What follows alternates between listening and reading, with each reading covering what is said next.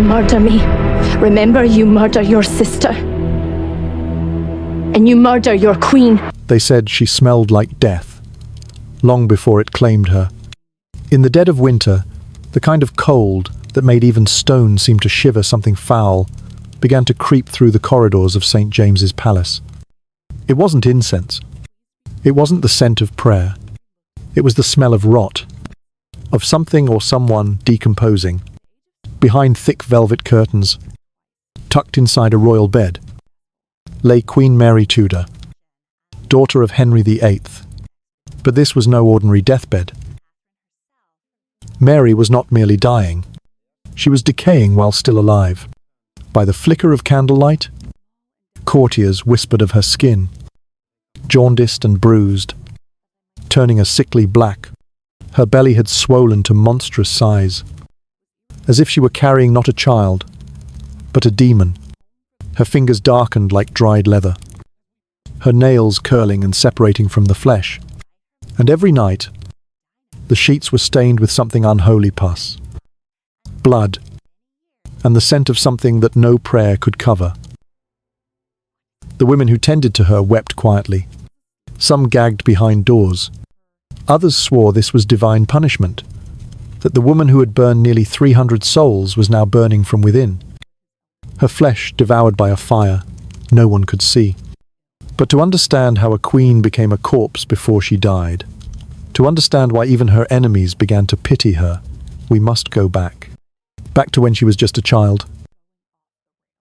A child left alone in a freezing room, wondering why her mother had been sent away, and why her father no longer called her his daughter. Turn down the lights. Pull the blanket a little closer. This isn't a dream. This is a story that lives in the spaces between prayers and nightmares. And in this story, blood isn't the most horrifying part.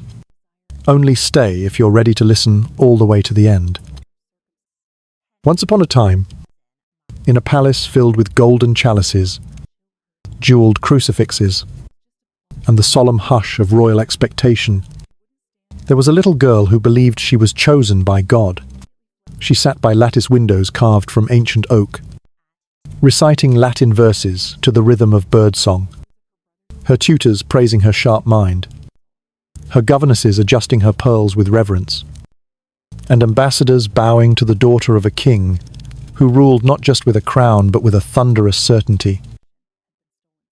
Her name was Mary, the only surviving child of Henry VIII and Catherine of Aragon, and she had been born in the year 1516, wrapped in the hopes of 2 empires and the prayers of 1,000 Catholic priests who believed England's future rested gently in her hands. She had a mother's strong eyes, her father's resolute jaw, and a heart that beat with absolute conviction, a belief that the world was sacred, that her place in it was unshakable, and that love, royal and divine, would always protect her. But fairy tales are fragile things, and thrones are built on shifting sand, and it takes only one obsession, one hunger, one whispered name in a king's ear to shatter a world. Her name was Anne Boleyn, and she did not arrive with swords or soldiers, but with laughter and eyelashes, and the one thing Henry VIII craved more than glory, the promise of a son. What followed was not war in the conventional sense, but it was no less violent. Catherine was cast aside like a faded relic, the marriage deemed invalid, the church shattered to accommodate lust, and the girl who had once been the pearl of England was no longer a princess, but a bastard.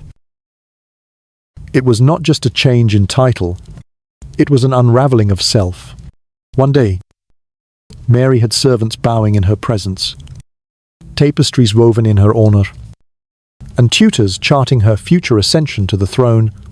The next, she was stripped of her household, removed from court, and ordered with cruelty disguised as royal command to serve in the household of her infant half-sister, Elizabeth, the daughter of Anne Boleyn. To kneel to a child, to pour water for the girl whose very existence had erased her own, was not simply humiliating, it was a knife to the soul, twisted daily by the silence of a father who had once kissed her cheeks and now refused even to write her name. And worst of all, she was forbidden to see her mother, Catherine, who was exiled to distant castles where the wind howled through the stone and the scent of sickness hung in the air like incense. They wrote letters to each other in secret aching. Desperate letters, but they were often intercepted, censored, or simply never delivered. It is said that Catherine died with Mary's name on her lips, and Mary lived the rest of her life, with the ghost of her mother folded into the corners of her prayers. The years that followed were not dramatic, not in the way that history books like to describe. They were quiet, slow, suffocating a kind of living death. Mary was watched, monitored, silenced. Her letters were read before they reached their destination. Her books were chosen for her. Her movements were reported. And always, the looming shadow of execution hovered just beyond the edges of her candlelight. Henry's agents made sure she understood that her continued resistance, her refusal to acknowledge Anne Boleyn as queen, or Elizabeth as heir, could mean death. And yet she refused. Not once. Not ever. She would not betray her mother. She would not betray the church. She would not betray herself. But that defiance came with a cost. Her body, once healthy and strong, began to weaken. She experienced irregular bleeding, blinding headaches, long stretches of sleeplessness, and symptoms that today we might recognize as depression, anxiety, and hormonal collapse. Her hair thinned, her eyes dimmed. The lightness of youth was replaced by a kind of haunted heaviness, the weight of someone who had learned that love can vanish, that fathers can lie, and that innocence has no place in the court of kings. She learned that power, once lost, is not returned through tears, but through resolve, that mercy is a luxury, and loyalty must be buried deep, deeper than betrayal, deeper than despair. She also learned that faith, once wounded, can become a weapon. Forced to attend Protestant services she believed to be heretical, she often wept in silence, holding her rosary like a lifeline. The Latin Mass, the sacred chants, the incense, all had been torn away by a father she could not recognize anymore. And so she clung to what she could: the Virgin Mary, the saints, the memory of Catherine whispering prayers in the dark. These became her cathedral, and somewhere in those years of silence, something in her hardened. She stopped asking to be heard. She began listening to God, to prophecy, to the ancient rhythm of revenge. When her father finally allowed her back into favor in the year 1544, it was too late. The girl who might have forgiven him had vanished. In her place stood a woman quiet, watchful, burdened, who had survived disgrace, exile, and emotional starvation. She had learned to smile with her mouth and doubt with her eyes. She had learned that no crown is secure, and that God sometimes whispers in pain. She had learned, above all, that to rule meant to never forget who had broken you. When Henry died and Edward ascended, Mary watched with icy patience. When Edward died and Lady Jane Grey was named Queen, Mary did not weep. She rode, she gathered allies, she reclaimed what had always been hers. And in the year 1553, she entered London, not as a broken girl, but as a woman on fire. The people cheered, but they did not yet understand. They thought they were welcoming a savior. They were, in truth, welcoming a ghost who had waited too long in silence, and now carried the weight of every betrayal she had ever endured. The stage was set. The crown was on her head, and inside her, quietly, inevitably, the rot had already begun. When Mary Tudor became Queen of England in the late summer of the year 1553, she did not inherit a throne, she inherited a battlefield soaked in doctrine, fear, and the blood of those who dared to pray differently. And though the cheers of the crowds welcomed her like a saviour risen from exile, behind the veils and incense, behind the banners embroidered with Tudor roses and Latin blessings, there stood a woman hollowed by grief, tempered by humiliation, and sustained by a single, aching conviction that God had not lifted her so high, only to let her fall again, that her suffering had been sanctified by purpose, and that she alone, abandonnée, bloodied, was now the holy vessel through which Catholic England would be reborn, not through speeches or sermons, but through the birth of a child who would cement the kingdom's return to Rome and erase every trace of her father's apostasy with the shrill, innocent cry of a newborn heir swaddled in scarlet and gold. But nature, cruel and mocking, had written a different story beneath her skin. Mary was 37, an age by Tudor standards where motherhood was rare, dangerous, and often whispered about with pity, and yet she believed, with the absolute fervour of a woman whose body had long been a site of spiritual warfare, that it was not too late, that her womb had been preserved by God for this very moment, that she would not only rule as queen, but also deliver a son, a prince of blood and sacrament, who would carry England back into the fold of St. Peter, whose tiny fingers would one day grip the sceptre of a purified realm, and whose very existence would be proof that her years of isolation, her humiliations, her bastardy, had been nothing more than the devil's trials sent to refine the vessel of divine promise. And so, when her belly began to swell in the spring of the year 1554, when she felt the quickening stir of life beneath her hands, or what she believed was life, the entire court erupted into orchestrated jubilation, and the bells tolled across the kingdom, and midwives were summoned, cradle carved, christening gowns embroidered with sacred monograms, and wet nurses appointed from noble families, while foreign ambassadors sent congratulatory letters filled with cautious reverence, and sermons were delivered, proclaiming the miracle of a queen with child. And every hallway of the palace echoed with the rustle of silk and the tension of history holding its breath. But no child came. The days passed. The due date arrived, and then retreated, and Mary remained confined, hopeful, swollen, prayerful, and yet there was only silence from within. No crease, no labour, only the continued expansion of her abdomen, a grotesque bloom of flesh that mimicked life without delivering it. And behind closed doors, whispers began to circulate like smoke. Through old stone, was the queen truly pregnant? Or was this another deception? Divine or delusional? A cruel mimicry of hope wrought by disease or despair.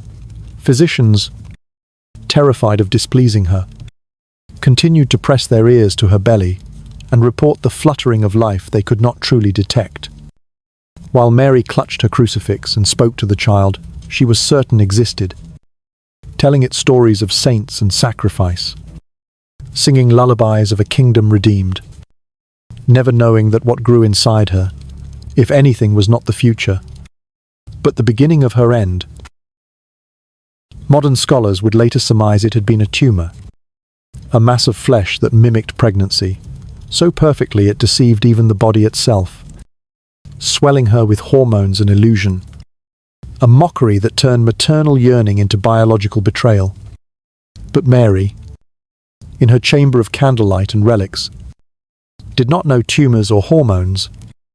She only knew that God did not lie, and so when the baby did not arrive, she told herself that God was testing her patience, that perhaps the child would come in winter instead of summer, that Elizabeth's heresy, or England's sin, had delayed the heavens from opening, and she wept, not just for herself, but for a country that seemed determined to thwart salvation at every turn. And then came the second pregnancy. It began in the year 1557, after Philip had long grown cold, his ambitions now orbiting the larger chessboard of European dominance, leaving Mary not so much a wife as a useful political hinge upon which Spain could swing when convenient. And yet she welcomed him back, with the trembling eagerness of a woman still convinced that love could be earned through pain. And when her belly again began to swell, this time with less conviction but greater desperation, she clung to the signs like a drowning woman to flotsam the queasiness. The swelling, the stillness she convinced herself was peace, and again the court, out of duty more than joy, resumed. The pantomime rooms were prepared, feasts were planned, bishops composed prayers, and Mary, in the brittle hope of a second miracle, named godparents for a child that would never draw breath. But this time the silence was longer, the stares colder, and even her most loyal advisers could no longer mask their doubt, for her skin had begun to yellow, her legs to swell, not with life, but with fluid, her eyes to sink into shadowed sockets. And though she still prayed, still believed, I still pressed her hands to her belly, as if listening for a heartbeat that had never existed. Her body had begun to betray her with such cruelty that even the language of faith could no longer shield her from the growing knowledge that something inside her was not holy, but terminal. Philip, already distant, grew colder still, retreating behind letters and foreign wars, his words polite, but mechanical. And Mary, abandoned again, by a man she had once imagined would restore her to love and power, began to drift into darker waters, where every failed sign of pregnancy was proof not of illness, but of punishment that she had not burned enough heretics, that her father's sins still tainted her lineage, that her love of God had not been fierce enough to deserve a child. And so she resolved, with the grim resolve of the condemned, to purify England further, to burn until the heavens responded, to cleanse not only the bodies of the wicked, but the soul of a nation she believed was still stained with doubt. She turned to persecution as a form of penance, branding herself God's instrument rather than England's queen. And in her eyes, every flame that devoured a Protestant was not vengeance, but intercession, a bargaining chip with heaven, a transaction in which pain was the currency of redemption. And she, the sorrowful mother who could not conceive, became the high priestess of fire, believing that with each pyre she moved one step closer to divine forgiveness, and the child she still believed might come. But no child came, only more blood, more silence, more whispers in the corridors, more glances exchanged behind embroidered sleeves, more prayers offered not for the birth of an heir, but for the end of a reign that had begun with candles and ended with smoke. And in her body, her aching, failing, gasping body, something had begun to fester. Not a child, but death. The smell of smoke had once meant warmth. In her childhood, it had curled from the hearths of palace chambers, mingling with the scent of roasted apples and beeswax candles, clinging to velvet tapestries as a comforting haze in long winter nights. But now, as Queen Mary Tudor turned her gaze toward the trembling soul of her realm, smoke became something else entirely, not comfort, but cleansing, not memory, but medicine. And the flames that once flickered gently at her bedside now danced beneath scaffolds and charred wood, devouring flesh with a sound not unlike prayer, whispered through clenched teeth. She believed it was mercy. to those who would one day name her Bloody Mary. She was a monster. But to herself, to the woman who had been humiliated, cast aside, bastardized, and left barren, she was a surgeon wielding fire in the service of God. She did not see screams as suffering. She saw them as the soul resisting salvation. And if England could not be purified through birth through an heir of flesh, then it must be purified through sacrifice, through holy combustion, through the ritual incineration of heresy until the air itself was sanctified again. It began with Thomas Cranmer, the Archbishop of Canterbury, the man who had annulled her mother's marriage, legitimized Anne Boleyn, and helped unravel the very fabric of the Catholic Church in England. She could have had him executed quietly, in the shadowed silence of a cell, with a blade and a scroll of charges. But no, that would be justice. And Mary was no longer in search of justice. She craved redemption, and so she made a spectacle of his end. He was forced to watch his fellow reformers' friends, allies, priests go to the stake before him. Each one burned as he waited. She hoped the sight would loosen his convictions, melt his resolve like tallow beneath the flame. And when he finally broke, when he finally signed the recantation, she smiled, not out of vengeance, but out of triumph. For she believed she had not merely won a political battle, but had saved a soul. Yet when Cranmer stepped forward on the day of his own death, and, to the horror of the assembled crowd, thrust his right hand, the hand that had signed his recantation, into the fire first, declaring it unworthy, Mary's smile faltered. For in that instant, the heretic had turned martyr, and fire had made him immortal, in a way she never intended. But still, the fires spread. Over the next 3 years, more than 280 men, women, and even children were condemned to death for the crime of refusing to renounce Protestantism. The process was ritualized, not brutal chaos, but sacred execution.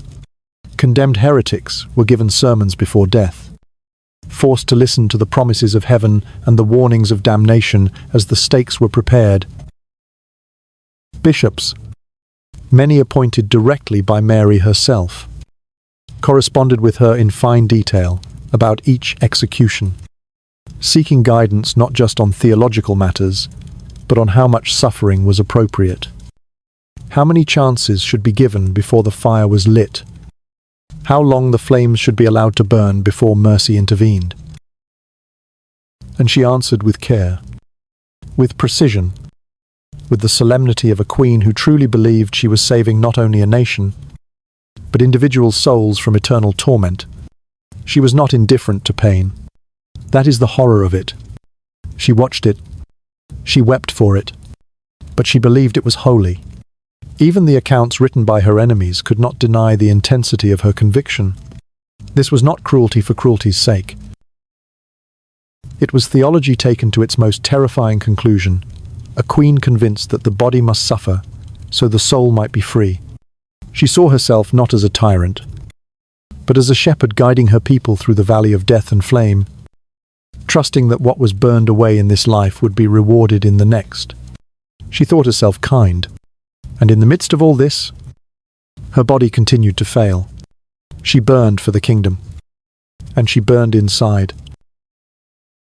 Though no one dared speak it openly, those close to her could smell the faint sweetness of decay that clung to her breath, the yellowing of her skin that no powder could hide, the swelling of her legs that kept her upright only through sheer will. But still she ruled, still she signed the orders, still she listened to the bishops with weary eyes and nodded as they described another preacher, another widow, another child, too stubborn in their faith. Her handwriting grew shaky, her voice cracked. But her faith only deepened, sharpened, flared. As her physical womb failed her, she birthed a nation of martyrs, not for love, but for control, for purification. for God. And all the while, Philip drifted further away. He had married a queen, not a furnace. From Spain, he wrote polite letters. He thanked her for her loyalty, expressed vague hopes for her health, assured her of his prayers. But he did not return. He did not hold her hand or kneel beside her bed as she fought against the slow, sludgy collapse of her internal organs. He did not see her tears when she prayed for a child that would never come, or the tremors that began in her fingertips each time she signed another death warrant. He did not smell the burnt flesh in the square outside, or hear the whispers from foreign courts that spoke of her with pity now. Not fear, and the people once jubilant grew quiet. The flames, intended to inspire awe, instead inspired something colder, harder, more enduring resistance. The more she burned, the more her enemies became saints. The Protestant exiles who had fled to Geneva, Frankfurt, and Antwerp began writing, recording, remembering. They wrote of the courage of those who died, the prayers shouted through fire, the children who refused to denounce their faith. They wrote of Mary not as a queen, but as a butcher dressed in velvet and incense, and their words would echo through centuries. Still, she believed, even as her body began to betray her more visibly, the swelling of her belly returning without child, the nausea, the bleeding, the blackness creeping across her limbs, she believed. She thought perhaps another pregnancy was beginning, a third hope, or perhaps she thought it was penance, a trial, like Job. She spoke often of divine tests, of saints who suffered more. She surrounded herself with priests who told her what she needed to hear, and avoided those whose silence said more than words. She still wore her jewels. She still sat on her throne, and when her voice gave out, she wrote letters to Philip, letters to Rome, letters to bishops outlining her visions of a fully restored Catholic England. But England was slipping through her fingers. In towns across the country, Protestant sentiment hardened. Underground worship returned. Secret gatherings, hidden Bibles, the very burnings meant to cleanse the realm, had instead baptized a new faith in fire. And within the palace walls, to her own advisers, men who once swore loyalty to her cause began to look toward Elizabeth with quiet calculation, preparing for the inevitable, the transition, the end. Mary did not see it. She saw only the flames, and in them, she saw salvation. Her own death, when it came, would be slow and revolting, a decay so intimate and complete, it seemed more punishment than passing. But in these years, these final years of smoke and conviction, she was still queen, still mother of the realm, still clinging to the image of a kingdom ablaze, not in chaos, but in divine light. She could not give birth, so she gave fire, and in that fire, England changed forever. It began, not with trumpets, nor signs, nor warnings scrawled across the sky, but with something quiet, insidious, a tightening in her chest, a heaviness in her limbs, a dull ache behind her eyes that no priest, no potion, no whispered Latin verse could soothe. And yet Mary, ever the penitent queen, did not flinch from the pain, did not cry out or collapse, for she had learned long ago to carry discomfort like a relic, to wear it like a crown, believing that agony, when offered in silence, brought one closer to God. But even saints bleed, and as the nights grew longer, and the air in St. James's Palace thickened with candle smoke and fear, the Queen's body, long betrayed by false pregnancies, long burdened by a heart that pulsed with too much memory, began to unthread itself, cell by cell, breath by laboured breath, until the very chambers that once echoed with proclamations and organ music grew quiet with a new kind of dread. Her belly, once believed to cradle the salvation of England, began to swell again, not with life, but with something hard, unnatural, and unrelenting. Her skin, pale and noble, took on the colour of wax left too close to flame, and her eyes, the same that had once stared down lords and traitors alike, began to lose their sharpness, as if the light inside was dimming. At first, her physicians offered comfort, speaking of blocked humours and seasonal unbalancing, and they bled her gently and applied poultices, soaked in herbs with names older than memory. But even as they spoke their reassurances, they could smell what she could not, the sour sweet scent of something turning beneath the surface, something that did not belong to the living. And then the whispers began, not from courtiers or diplomats, but from the walls themselves, as if the palace had seen too many deaths and recognized the signs. Servants stepped more softly, avoiding the queen's gaze. Dishes of food returned untouched. Her gowns, once regal and tight with ceremony, hung looser around her shoulders, and the steps that once carried her to chapel faltered, slowed, stopped altogether.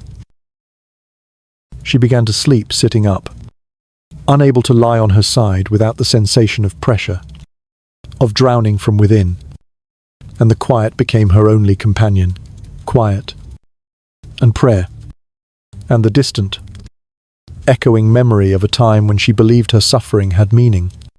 But now, there was only decay. The swelling in her abdomen grew grotesque.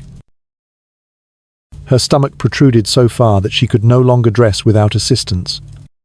And even then, the fabric strained against her body like linen draped over a corpse. Her legs puffed with fluid. Her breath came in shallow wheezes, and the whites of her eyes turned the colour of old parchment. Those closest to her, the few who remained, began to turn their faces slightly when she entered. Not from disrespect, but from something closer to pity.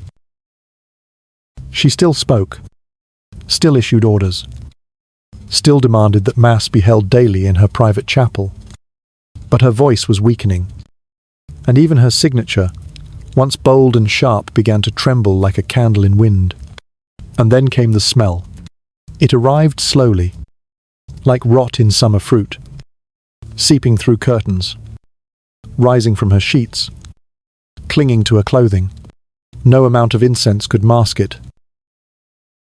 It was not simply the scent of illness, but of decomposition, the odour of something internal becoming external, of a body devouring itself from within. Servants began to rotate in shorter shifts. Linens were changed daily. Then hourly, her chamber windows, once sealed against the chill, were opened even on the coldest nights. Still, the smell persisted. It wafted into the corridor. It drifted toward the antechambers. It stained the air like guilt. The physicians, still men of reputation, still clinging to dignity, began to speak in softer tones, their treatments growing more frantic, more archaic. They tried purging. They tried burning herbs beside her bed. They tried bleeding her again, hoping to draw out the poison. But the blood came sluggish and dark, and the more they drew, the weaker she became, until at last they stopped altogether, afraid they would hasten what they could no longer deny. Mary did not rage. She did not beg.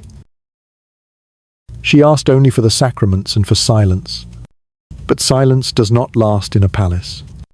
The word spread, first in whispers behind lace fans, then in carefully phrased diplomatic reports. The Queen was dying. Not in the poetic sense, not the slow, regal fading of an aging monarch, but in the most literal, physical, unspeakable way. Her body, still warm, had already begun. The process meant only for the dead. Lesions appeared on her back, her arms, her thighs. They seeped, cracked, blackened. Her fingertips shrivel. Her lips bled. Her nails detached themselves from flesh. Her bowels failed her. Her blødder betrayed her. And still, she sat upright, head tilted back against velvet cushions, reciting prayers through cracked lips, clutching the crucifix she had once pressed against her womb, believing even now that her suffering was a divine offering. They said her flesh had the texture of old parchment. They said her voice could no longer be heard across a room. They said her bedding had to be burned. And yet, she continued to rule in name, if not in form, issuing decrees through whispers, writing notes with trembling hands, clinging to her role like a ghost, refusing to leave the stage. And perhaps that is what she had become. Neither alive, nor mercifully dead, but something in between, a monarch suspended in a state of holy decay. Her flesh, a reliquary of failure. Her breath, the final echo of a kingdom that no longer believed in her. Outside her chambers, ministers began to plan for what came next. Elizabeth's name was spoken more often. Courtiers who had once pledged undying loyalty now lingered near exit routes. The fires that once roared in town squares began to fade, and no new heretics were brought to the stake.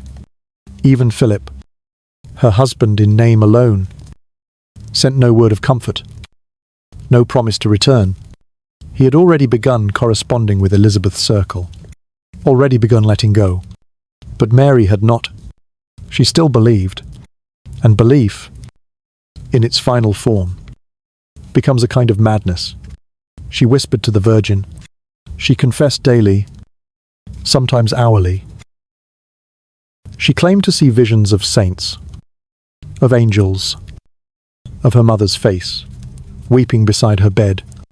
But there were darker moments too, moments when her screams echoed through the walls, when she begged for release, when she clawed at her bedding, when she insisted she saw demons in the corners of the room, waiting, watching, whispering that she had failed.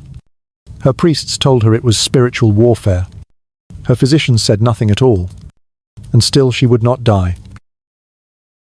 The body, even when ruined, clings to life with a cruelty that defies reason. And so, the queen who could not give life, who tried instead to save souls with fire, remained trapped inside a dying body, inside a fading faith, inside a room where the air smelled of rot and roses, and the echo of a crown that no longer fit. But the worst had not yet come. Not yet. By the time the leaves turned gold in the autumn of the year, 1558, Queen Mary Tudor was no longer a woman so much as a ruin that breathed. Her name still signed Decrees, her seal still pressed into wax. But what remained of her, hidden behind the velvet curtains of her royal bedchamber, was no longer fit for court, nor crown for the body that had once been draped in ermine, and adorned with Spain's finest jewels had become an open cathedral of rot, a slow-burning miracle in reverse, where skin blistered and peeled like old wallpaper and blood refused to stay where it belonged.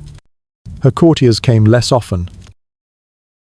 Those who had once waited hours for a glimpse of their sovereign now lingered outside the chamber doors, only as long as protocol required. Their hands perfumed with rose oil, their sleeves scented with clove and sage, to guard against the stench that seeped from within. And that stench thick, sweet, unnatural was no longer simply the odor of illness. It was the unmistakable signature of decomposition. Mary's body, still technically alive, was doing what bodies do only in death. Her limbs had begun to blacken, her fingers to curl like withered roots, the skin pulling taut over bones that ached with every movement. What had once been the proud profile of Henry's daughter had hollowed into something skeletal and uncanny, and her lips, cracked and darkened, bled whenever she tried to speak. And yet she still spoke. Not often, and not clearly. Her voice had grown hoarse, raspy, threaded with wetness, like something bubbling up from a swamp. But she forced herself to whisper the names of bishops, to ask if Philip had written, to dictate small instructions that no longer mattered. When the words wouldn't come, she steward. When her hands trembled too much to write, she would nod, shake her head, raise a trembling finger toward the crucifix, nailed above her bed. She refused to allow the priests to leave her side. Masses were said constantly, sometimes 2 or 3 in a day, as if the presence of the Eucharist might reverse what the doctors could not even name.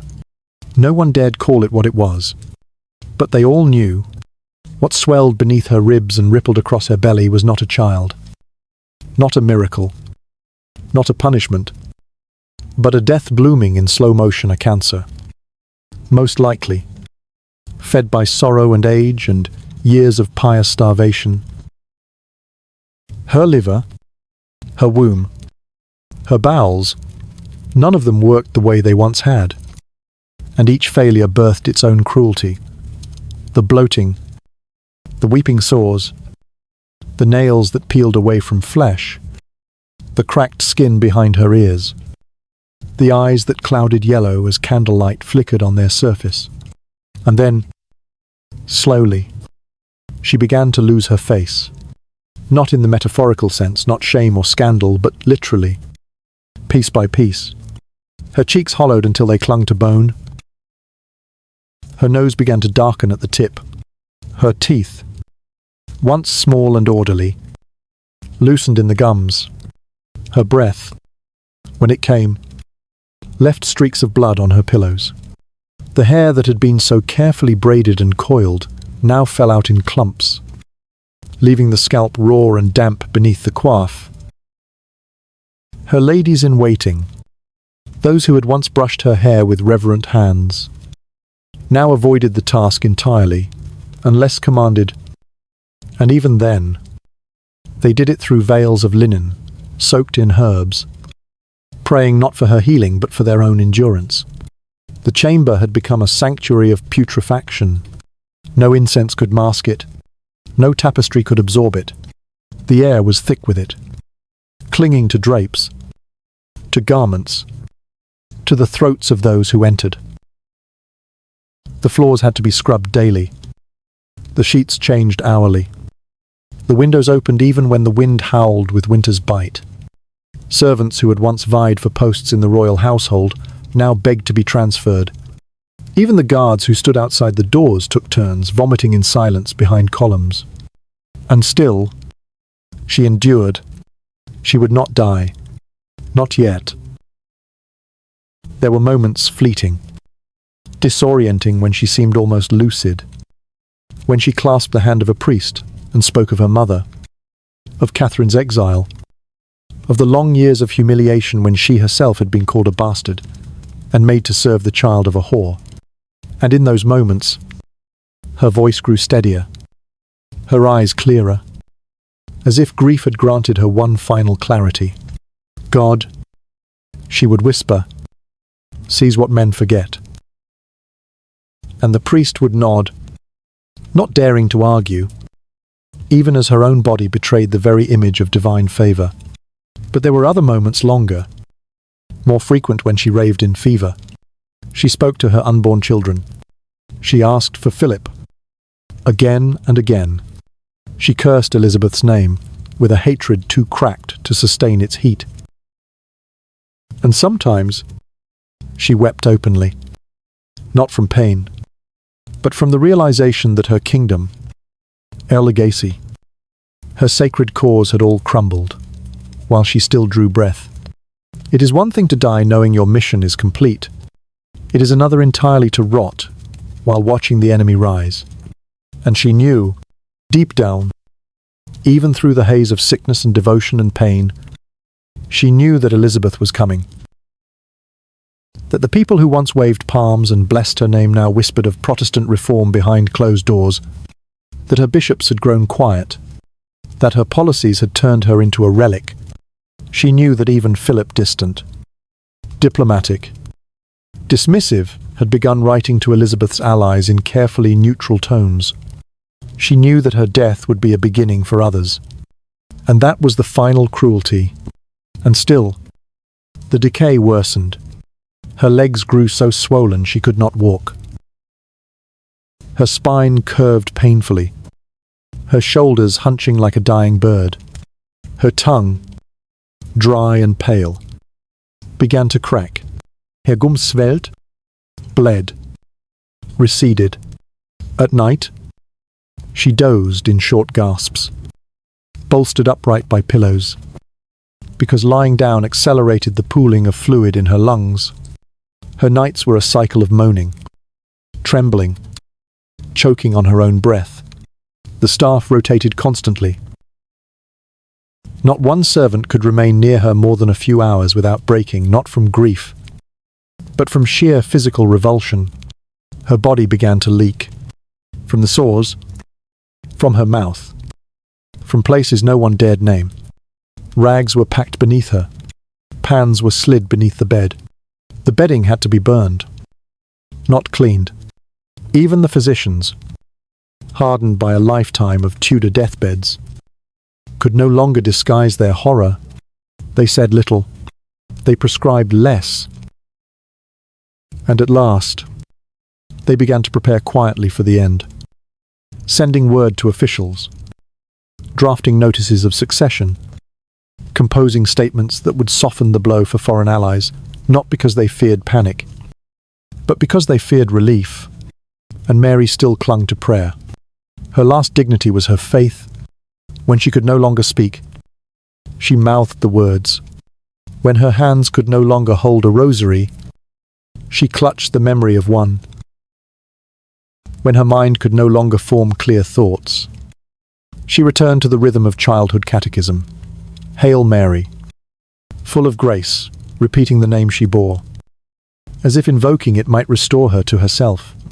But even the saints did not come, only the flies, and the slow, merciful shadow of death. By the final weeks of her life, Queen Mary Tudor no longer inhabited the world as others did.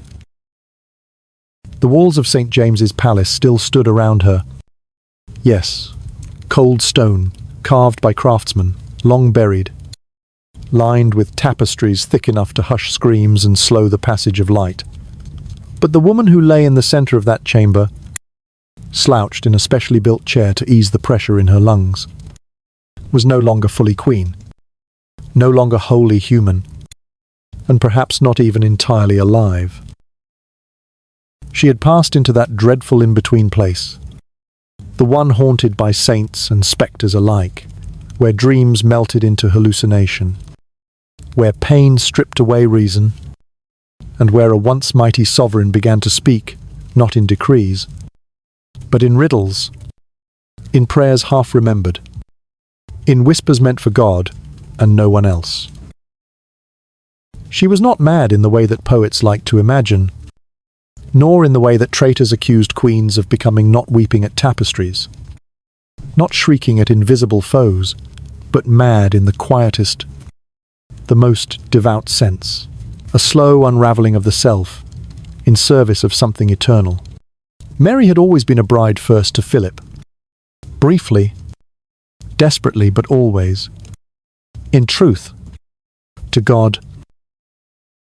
Her deepest loyalty had never belonged to any man, nor even to England, but to the church that had once cradled her through her father's rejection, to the saints whose carved faces had been her only company during exile, and to the doctrine that taught her suffering was not meaningless, but redemptive.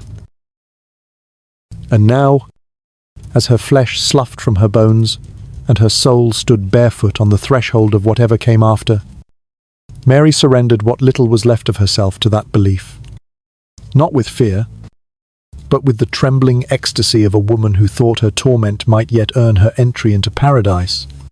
She began to speak of Catherine, her mother, not as memory, but as presence. She said she saw her sitting in the corner, hands folded, rosary draped across pale fingers. Sometimes she would smile toward the empty chair and whisper in Castilian. Other times, she would weep and reach for the air, begging forgiveness for having lived longer than the woman who had taught her how to suffer with grace. She spoke to the Virgin, not in plea, but as a sister, Madre Dolorosa. She would murmur, again and again, Mother of Sorrows, I know you. I understand? Her priests tried to console her, tried to interpret the visions through the lens of Scripture, but it became clear even to them that Mary was no longer seeking comfort. She was seeking permission to die, and yet, something in her would not yield. Perhaps it was pride, perhaps it was fear, perhaps it was the final, flickering hope that one more soul burned might finally tilt the scales of divine mercy. Whatever it was, it kept her upright barely through spasms that bent her double, through nights where blood pooled in her mouth, through hours where she could no longer speak, only claw at the side of her chair like a drowning woman groping for the shore. They wrapped her in furs to warm her failing limbs, but her skin had gone cold, and not even fire could reach her. They placed holy relics on her pillow bones of martyrs, fragments of the true cross, a drop of sacred oil from Rome, but she flinched from their touch, as if some part of her feared they might reveal the truth, that suffering had not sanctified her, only broken her. And then came the demons. Not the kind found in books or painted on church walls, not horned and monstrous, but the ones that crept out of the cracks in her mind, shaped like the men she had ordered to die, their faces half burned, their mouths still whispering scripture as flame consumed them. She saw them in the shadows behind the altar. She heard them at night, tapping on the shutters, calling her name in voices that belonged to children and widows and preachers who had sung hymns as the pyres were lit. One night, she screamed so loudly that the guards outside her door rushed in, only to find her curled on the floor, pointing toward the ceiling, gasping about, hands reaching down through the stone. "They want me," she whispered, "but I am not finished. I have not done enough." Her priests insisted she was being tested. Like Job, her physicians said her brain was drowning in toxins, but Mary no longer listened to them. She only listened to the voices no one else could hear. On some days, she would fall into a strange calm, a trance, almost where she would smile faintly and speak of her unborn son. She would ask for the cradle to be brought. She would ask if Philip had arrived to witness the birth. She would hum lullabies under her breath, melodies her mother had once sung, melodies that now made the blood drain from the faces of her ladies in waiting. No one dared tell her there was no child, no prince, no salvation hidden in her belly. And yet, in her madness, she believed the child would come not from her womb, but from her agony that her suffering itself would birth the New England she had promised. This was not delusion. It was devotion weaponized against reason. She began to demand more masses. She had the Eucharist placed in her chamber, day and night. She asked that all talk of Elizabeth be forbidden. When she overheard a servant mention her half-sister's name, she flew into a fury, so sudden and violent that she vomited blood and collapsed into unconsciousness. That night, she whispered that Satan had entered the palace. She ordered her confessors to pray over her every hour. She slept with the host pressed against her chest. And still, she would not die. It was as if her soul had become too entangled with the torment to leave, as if she had become so fused with her own penance that to escape it would be to fail it. Her confessor, a man who had known her since her coronation, wrote in his diary that he feared for her mind, not because she was lost, but because she was too certain, too fixed in her belief that every shiver, every lesion, every breath laced with decay was a gift from God, a test she must pass without complaint. But complaint crept in. One morning, as the sunlight filtered weakly through the fog and bathed her in a glow that turned her skin almost translucent, she whispered, "I was only a girl when he took my name from me." Her confessor asked who she meant. She did not answer. Later, she cried for her mother again, then for Philip, then for the child that never was. She wept until her eyes swelled shut, and the tears that fell from her cheeks stained the linens, the colour of iron. The worst part was not the madness. It was the clarity between the storms, the moments when she knew exactly who she was and what she had done, when she would ask, calmly, if the people still hated her, if the fires had saved anyone, if God would forgive a queen who believed too deeply, too much, for too long. No one could answer her. The palace around her was already shifting. Ministers prepared letters for Elizabeth. Servants rehearsed the announcement. The halls echoed more with footsteps than with voices now. But within her chamber, Mary Tudor still waited not for death, but for absolution, and none came, only shadows, and the sick sweet smell of rot, and the slow rustle of angels who did not speak. It came not like thunder, not with ceremony or celestial light, but with stillness, a stillness so deep, so absolute, that even the flickering candles seemed to pause, their flames bowing slightly, as if aware that the woman before them was no longer a queen, no longer even a woman, but something fading into myth, into silence, into the final breath of a story long overstretched.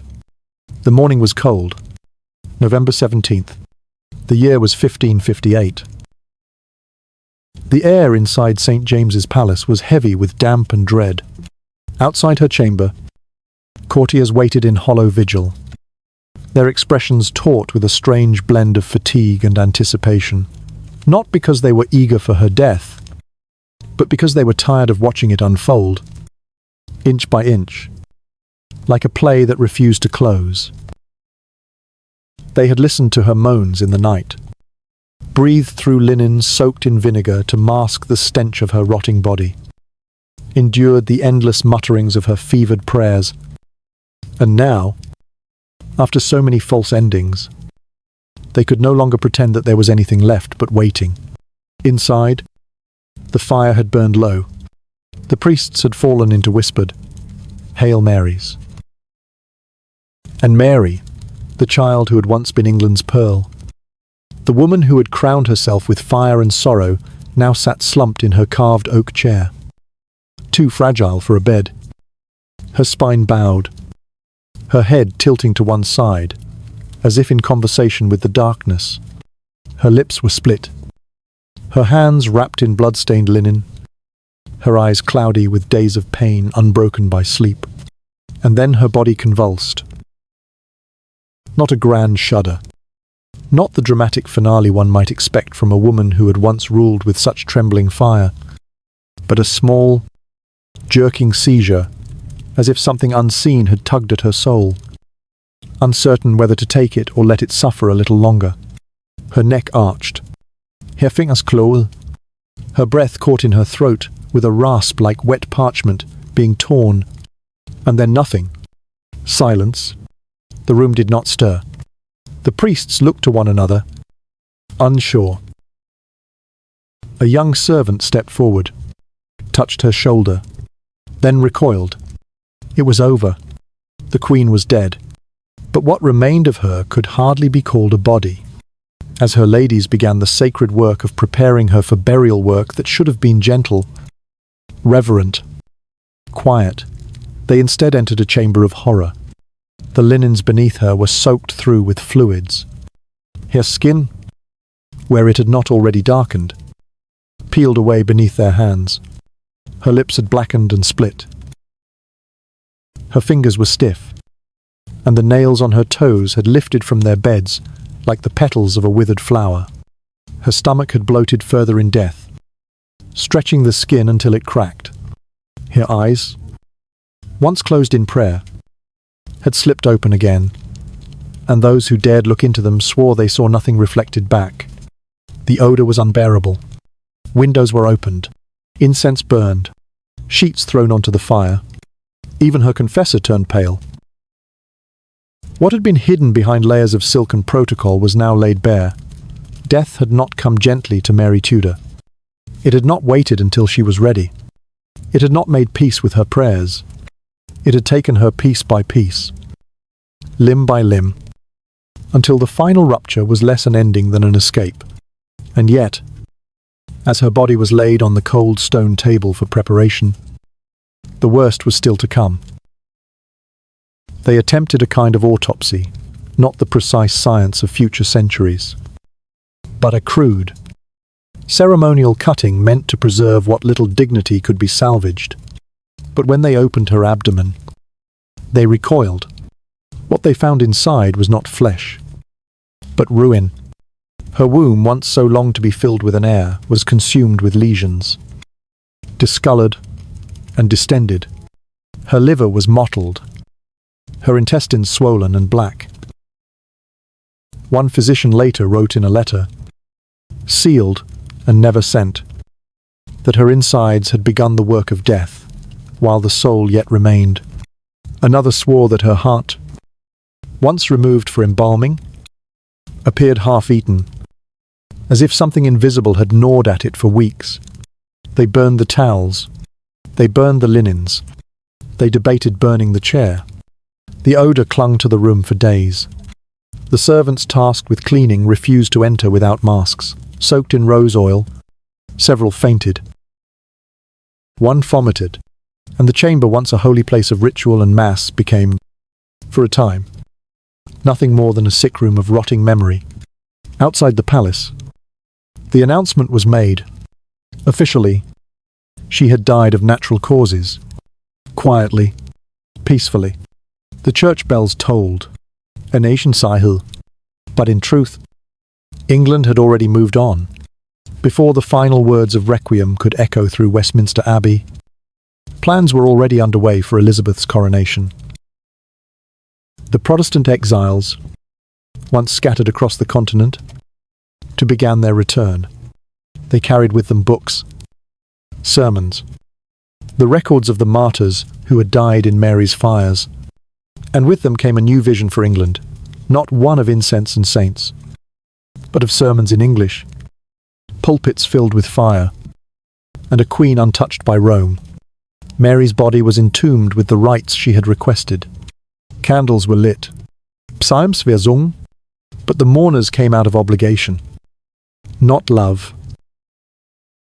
And though her title would be carved in marble, it was another name that would endure, whispered in taverns, scrawled in the margins of Protestant histories, muttered by children who never saw her face. Bloody Mary, not the queen who restored the church, but the queen who burned, not the woman who suffered, but the woman who made others suffer more. And yet, in her final days, in her final prayers, Mary never asked to be remembered. She asked only to be forgiven. But history has long memories, and mercy, once denied to so many, does not come easily, not even in death. When the body of Queen Mary Tudor was lowered into the vault at Westminster Abbey on the 14th day of December, in the year 1558, there were no crowds pressed against the walls in mourning, no rivers of black silk trailing through the streets, no grieving nation, clutching rosaries in trembling hands. The air that day was still not reverent, but relieved. And though bells tolled in ritual, and incense hung like memory over her coffin, the truth lingered beneath the solemn hymns. England had not merely buried a monarch, it had exhaled. Mary had ruled for just 5 years, but they had felt eternal. Her ring, born of thunderous promises and gilded processionals, had ended in silence and sickness. Her legacy curled like smoke around pyres, long extinguished. What began as restoration had ended as obsession, and what had been framed as salvation now lay like ash across the kingdom. The fires had consumed not just flesh, but faith, not just heretics, but hope. And yet, the transformation that followed her death came swiftly, unnervingly so, as if the realm had only been waiting for permission to shed its skin. Within days, the exiles returned. From Frankfurt, from Geneva, from Strasbourg. They stepped off ships, carrying not swords but sermons, their voices sharpened by years of loss, their hearts filled with stories of martyrs who had kissed the flames and forgiven the queen who had lit them. These were not men who trembled. These were men forged in fire, men who had fled Mary's England and now returned to shape Elizabeth's. They brought with them John Fox's manuscripts, lists of names, accounts of burnings, maps of martyrdom, a canon of Protestant sainthood, born not of doctrine, but of death.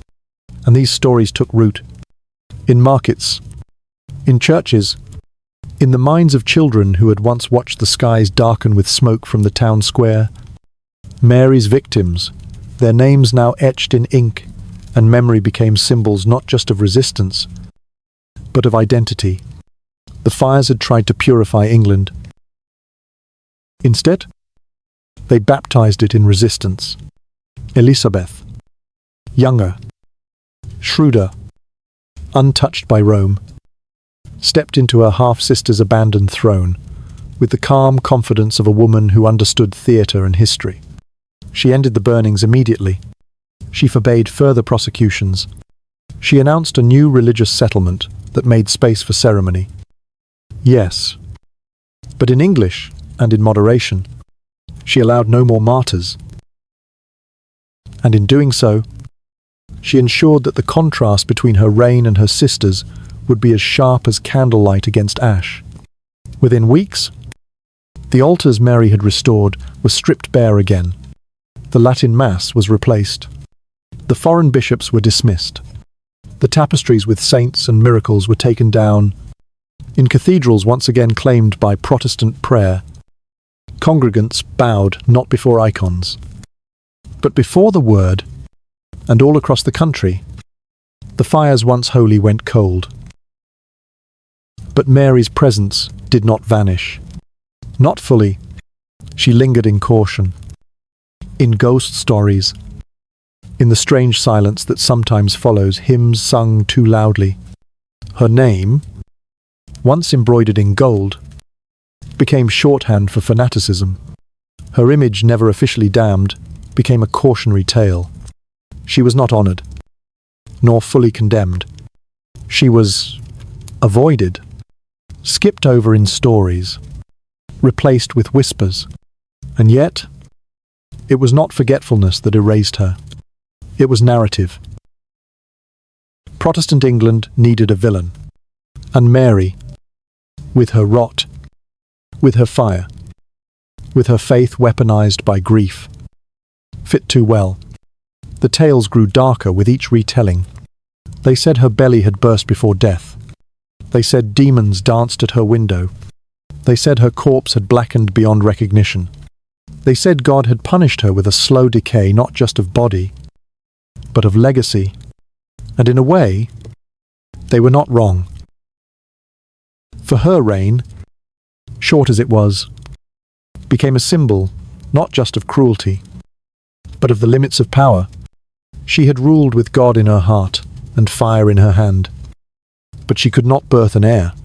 She could not hold her husband. She could not force love, nor loyalty, nor belief. And in the end, all her prayers, all her pain, all her blood offerings could not change the simple truth. The people had turned away from her.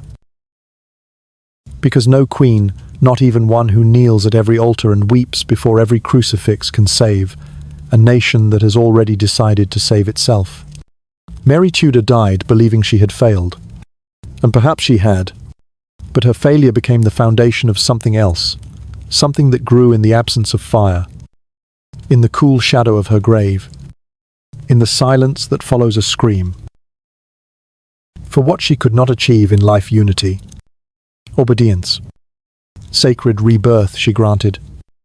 In death, to her sister, Elizabeth's reign would be long, radiant, celebrated, but it would be shaped by Mary's shadow, because sometimes it is not the light that teaches, but the burn.